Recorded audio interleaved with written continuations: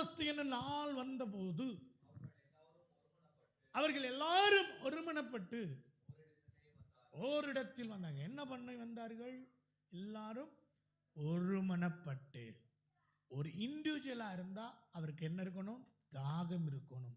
ஒரு group of பீப்புளாக இருந்தால் oneness வேணும். சொல்லுங்கள், யூனிட்டி, ஒன்னஸ் வேணும். இது நடக்கும்போது ஒருத்தர் வேறு மாதிரி யோசிக்கிறது, ஒருத்தர் அதை பற்றி யோசிக்கிறது, அப்படி இருந்தால் ஆண்டவர் கிரியை செய்ய முடியாது. நம்ம என்ன செய்யணும்?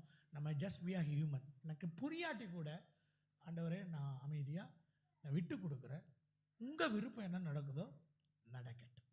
ஆமென் சொல்லுங்களேன். ஒன்னஸ். நம்ம ப்ரேயர் என்ன இருக்கணும்?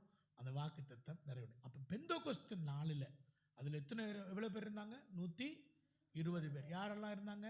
இயேசுவின் 12 சீஷர்கள், 12ல் 11 பேர். அதோட வேறு யார் இருந்தாங்க? இயேசுனுடைய தாய் இருந்தாங்க, இயேசுனுடைய உலக ரீதியான சொந்தங்கள் இருந்தாங்க. இத்தனை பேரும் அந்த நாளில் கூடி இருந்து என்ன பண்ணுறாங்க?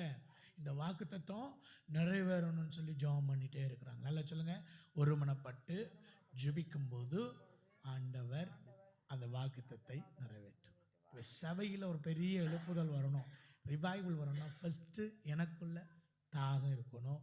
அடுத்தது நம்ம எல்லாரும் ஒன்றாய் வரும் பொழுது ஒன்னஸை காத்துக்கொள்ளணும். சண்டை பிடிச்சி ஒன்னஸ் எப்படி காக்கிறது? இப்போ 2 பேர் சேர்ந்து ஜெபிச்சு ஆண்டவர் 20 பூமியில் எதை கேட்டாலும் பரலோகத்தில் இருக்குதா வசனம்? மத்தேயு 18ஆம் அதிகாரம் 18-19. உங்களில் 2 பேர் தாங்கள் வேண்டிக் கொள்ள போகிற எந்த காரியத்தை குறித்தாகிலும்